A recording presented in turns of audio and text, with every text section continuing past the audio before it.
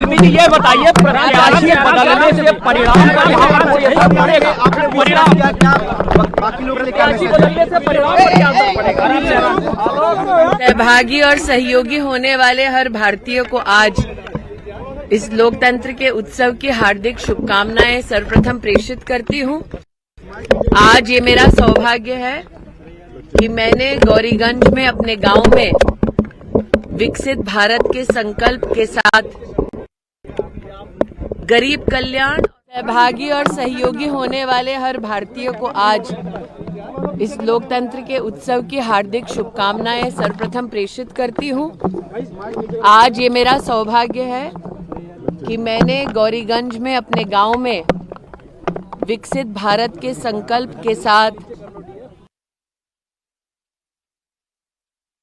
स्मृति ईरानी को अभी आप सुन रहे थे, वोट की अपील करती भी वो नजर आई। और ये मेरा सौभाग्य है कि आज गौरीगंज में विकसित भारत के संकल्प के साथ गरीब कल्याण एवं महिला शक्ति को समर्पित एक नेता को, एक राष्ट्र सेवक को मैंने अपना मत दिया। अभिलाषी हूं कि जनता उनको अपना स्नेह और आशीर्वाद निरंतर देती रहे। मैडम ये बताइए, धन्यवाद। बदल गया है अमेठी का।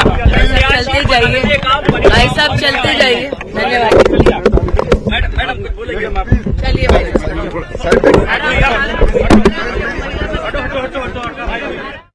तो वोट कास्ट करने के बाद आपने वे भी स्मृति ईरानी को सुना और उनकी तरफ से कहा गया कि स्नेह और आशीर्वाद निरंतर देती रहे। मैडम ये बताइए, धन्यवाद। प्रत्याशी बदल गया है अमेठी का। प्रत्याशी बदलने का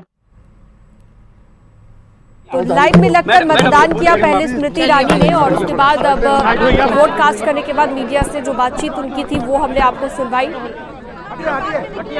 बूथ संख्या 347 पर इन्होंने वोट डाला है, खुद चुनावी मैदान में है और पूरी तरह से जीत को लेकर आश्वस्त नजर आई। तो मेदन मबई गांव की बूथ पर वोट डाला है स्मृति ईरानी ने और हमारे साथ तमाम गेस्ट लगातार जुड़े हुए हैं। समाजवादी पार्टी से रिएक्शन हम ले रहे थे, लेकिन उससे पहले सौरभ दुबे जी से एक प्रतिक्रिया मैं लेना चाहूंगी। राजनीतिक विश्लेषक हमारे साथ जुड़े हुए हैं।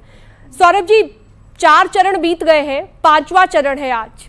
किस तरफ ये चुनाव जाता हुआ दिख रहा है? क्योंकि आपने बहुत सारे चुनाव देखे होंगे और आपका विश्लेषण क्या कहता है कि क्या लोगों की सोच बदली है पहले चरण से लेकर अब तक?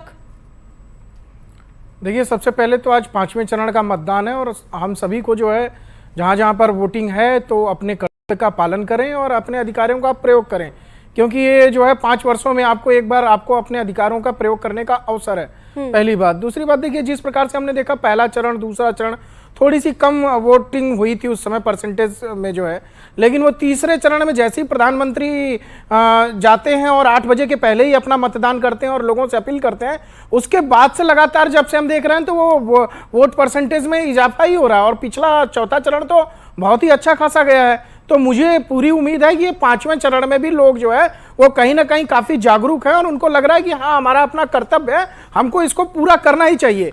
अब अच्छा, वोट परसेंटेज कम होने के क्या मायने निकाले जाते हैं सौरभ जी? क्योंकि कई बार हम देखते हैं कि वोटर तब ज्यादा घरों से निकलता है जब एंटी इनकम्बेंसी की स्थिति होती है, तब वो ज्यादा से ज्यादा वोट करता है सरकार बदलने के लिए।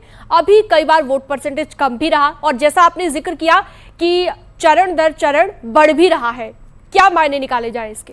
देखिए, पहले अमूमन होता था कि अगर वोट परसेंटेज कम रहा है तो जो सरकार है वो वही सरकार स्थिर सरकार मानी जाती थी, मतलब उसमें बदलाव नहीं होता था।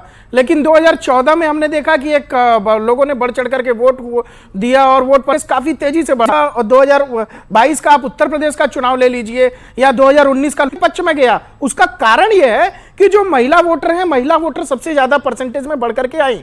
जो दलित वोटर है, जो ओबीसी वोटर है, उनकी मात्रा भी मात्रा कही है और वह वोट भारतीय जनता चुनाव में जाते हुए दिख रहा था।